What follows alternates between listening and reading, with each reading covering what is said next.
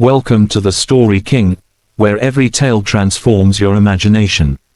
The Alpha King followed the quiet maid into the woods, and what he saw changed everything. The servants whispered that Elara was cursed. King Matthias had heard the rumors during his first week at Thornhaven Castle, hushed voices claiming the newest kitchen maid never spoke, never smiled, and disappeared into the Blackwood Forest every night when the moon reached its peak. Some said she communed with spirits. Others insisted she was a witch who'd escaped the purges in the eastern provinces. But what caught the Alpha King's attention wasn't the superstition. It was the scent. Every predator knows the smell of secrets, and Elara reeked of them. Beneath the lavender soap and wood smoke that clung to her plain grey dress, there was something else, ancient, wild, and utterly wrong for a human servant. It made his wolf stir restlessly beneath his skin, a sensation he hadn't felt since the wars ended 3 years ago. Tonight, he would have answers. Matthias stood in the shadow of the castle's eastern tower, his enhanced vision cutting through the darkness as he watched Elara's small figure slip through the garden gate. She moved with purpose, her threadbare cloak pulled tight against the autumn wind, a wicker basket swinging from her arm. The Blackwood Forest loomed ahead, a place even his bravest warriors avoided after dark. The trees there grew so dense that daylight barely penetrated, and the old magic that predated even the werewolf clans still pulsed in its roots. His council had warned him never to enter alone, but Matthias hadn't become Alpha King by heeding every warning. He shifted partially, just enough to sharpen his senses and strengthen his limbs, then followed at a distance that would keep him undetected. The forest swallowed them both, and the temperature dropped 10 degrees the moment he crossed the tree line. The normal sounds of night creatures fell silent, replaced by an eerie stillness that made his hackles rise. Elara walked the path like she'd memorized every root and stone. She never hesitated, never looked back, moving deeper and deeper into the woods until the castle lights were nothing but a distant memory.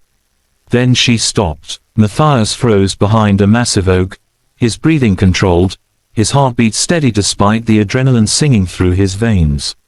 He watched as Elara set down her basket and tilted her head back to look at the canopy above. And then she began to sing. The sound hit him like a physical blow. Her voice, the voice she'd never once used in the castle, was pure and haunting, carrying notes that seemed to resonate in his very bones. The language was old, older than the common tongue, older perhaps than his own kind. The melody wove through the trees like a living thing, and the forest responded. The darkness rippled. Matthias's breath caught as shapes began to emerge from the shadows between the trees. At first, he thought they were wolves, his wolves, perhaps, drawn by some call he couldn't hear. But as they stepped into the moonlight filtering through the branches, he saw the truth. Children, dozens of them, ranging from perhaps 5 years old to early teens, their faces gaunt and eyes too large for their skulls. They wore rags that might have once been noble clothing, and their skin had the pale, translucent quality of creatures who hadn't seen proper sunlight in months. Maybe years. They surrounded Elara, and she dropped to her knees, opening her arms. "I'm sorry it took so long," she whispered, her voice cracking with emotion. "I couldn't get away earlier, but I brought food. I brought medicine." The children swarmed her like starving puppies, and Matthias watched in stunned silence as Elara distributed bread, cheese, strips of dried meat, and small cloth bundles he assumed contained herbs or tinctures. Her hands were gentle as she checked a little girl's infected cut, as she stroked a boy's fever-hot forehead, as she held a sobbing child who looked no older than 6. "Where is Thomas?" Elara asked quietly, and the children's faces fell. "He got worse," an older girl said. "The coughing sickness. We tried the tea you left, but take me to him." Matthias should have revealed himself then, should have demanded answers, asserted his authority, done any number of things befitting an Alpha King who just discovered a servant stealing from his kitchens and harboring what appeared to be refugee children in his forest. Instead, he followed. The children led Elara deeper still, to a place where the trees grew so thick their trunks formed natural walls. There, hidden in a grove that seemed to exist outside of normal space, was a camp. Makeshift shelters built from branches and stolen blankets. A cold fire pit, they couldn't risk the smoke being seen. And in the largest shelter, a small boy who couldn't have been more than 7, his breathing labored and wet. Matthias had heard that sound before, on battlefields and in plague houses. The child was dying. Elara's composure finally cracked. She gathered the boy into her arms, tears streaming down her face as she rocked him. No, no, no. Thomas, stay with me. Please stay with me. Elara. The boy's voice was barely a whisper. Did you bring the honey cakes? I did, sweetheart, I did. You're going to eat a whole dozen once you're better. Promise, I promise. But they both knew she was lying. Matthias felt something twist in his chest, a sensation he'd forgotten he was capable of feeling. The boy's scent reached him even from this distance, and with it came a revelation that stopped his heart. The child was Pack, not just wolf-blooded, but bearing the distinct markers of the Greeklaw line, a family that had been slaughtered by hunters 6 months ago in the Southern Territories. Matthias had sent aid too late, arrived to find only ashes and bodies. The hunters had claimed there were no survivors. They'd lied. His eyes swept over the other children with new understanding. The pale skin, the two sharp senses, the way they moved just slightly wrong for human children.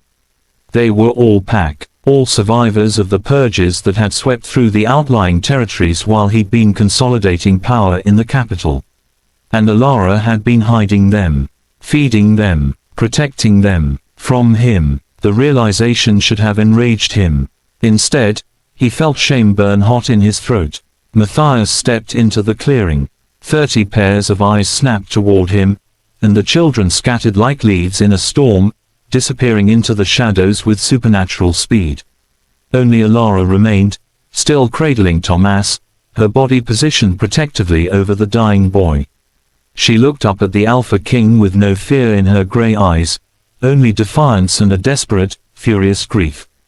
Go ahead, she said quietly. Do what you came to do. But please, her voice broke, let me stay with him until the end. He's afraid of the dark. Matthias shifted fully back to human form and slowly, carefully, lowered himself to his knees in the dirt before her.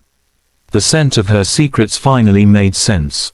She'd been masking wolf scent with human herbs, hiding the children's nature from his castle guards and hunters. How long have you been doing this? He asked softly. Elara's jaw clenched. 4 months, since I heard about the safe haven you promised in the capital. The one that doesn't actually exist. The words hit like silver through his heart. I did promise that. Then where were you? Her voice rose, raw with pain. Where were you when the Greeklaw pack was burning? When the Riversong children were hunted like animals. When Thomas watched his mother die protecting him. I didn't know. You're the Alpha King. You're supposed to know. She was right. God help him. She was right. Matthias reached into his cloak and pulled out a small vial, one he carried always, a gift from the witch who'd helped him win the crown. The liquid inside glowed faintly blue in the moonlight. This is Nightshade elixir, he said quietly, holding it out. 3 drops will break any fever, heal any infection. My witch promised it could cure anything short of death itself. Elara stared at the vial like it might be a trap. Why would you help us? Because I failed you. Matthias met her eyes, letting her see the truth in them. All of you, and I intend to spend the rest of my reign making that right. Her hands shook as she took the vial and administered it to Thomas. For long minutes, nothing happened. Then the boy's breathing eased, deepened, and color began to return to his cheeks. Elara sobbed with relief, and Matthias found himself reaching out to steady her, his hand warm on her shoulder. There are 43 children here, she whispered. 43 orphans who have no one left. I couldn't save their parents, but I thought, if I could just keep them alive long enough. You did, Matthias said firmly. You kept them alive, and now, he raised his voice, addressing the shadows where he knew the children were hiding, "You all have a choice. Come with me to the capital, not as refugees or prisoners, but as pack, as my responsibility. I will give you safety, education, homes. I will give you the protection I should have given your parents." Slowly, cautiously, the children began to emerge from the darkness. "And Elara," a small girl asked, "does she come too?" Matthias looked at the quiet maid who'd risked everything, who'd stolen from his kitchens and lied to his face and walked into cursed woods every night to mother children that weren't even her own kind. "Elara," he said softly, "will have whatever future she wants. Though I hope," he paused, surprised by the vulnerability in his own voice, "she might consider staying at the capital. As my advisor on matters concerning the pack's lost children. And perhaps," he met her eyes, "as someone who reminds me why I wanted to be a good king in the first place." A ghost of a smile touched Elara's lips, the first smile anyone in the castle had ever seen from her. "I'll consider it," she said quietly. "If you promise me one thing. Anything. Promise me that no child, wolf or human, will ever have to hide in these woods again." Matthias placed his hand over his heart in the traditional pack oath. "I promise, on my life and my crown." As dawn broke over the Blackwood Forest, an Alpha King led a quiet maid and 43 children out of the darkness and toward a future that might finally be worth the crown he wore. And in the years to come, when historians wrote of the Great Reformation, they would mark this moment as the beginning, the night a king followed a servant into cursed woods and found not just lost children, but his own lost purpose. Thank you for journeying with the Story King, where legends come alive, one tale at a time.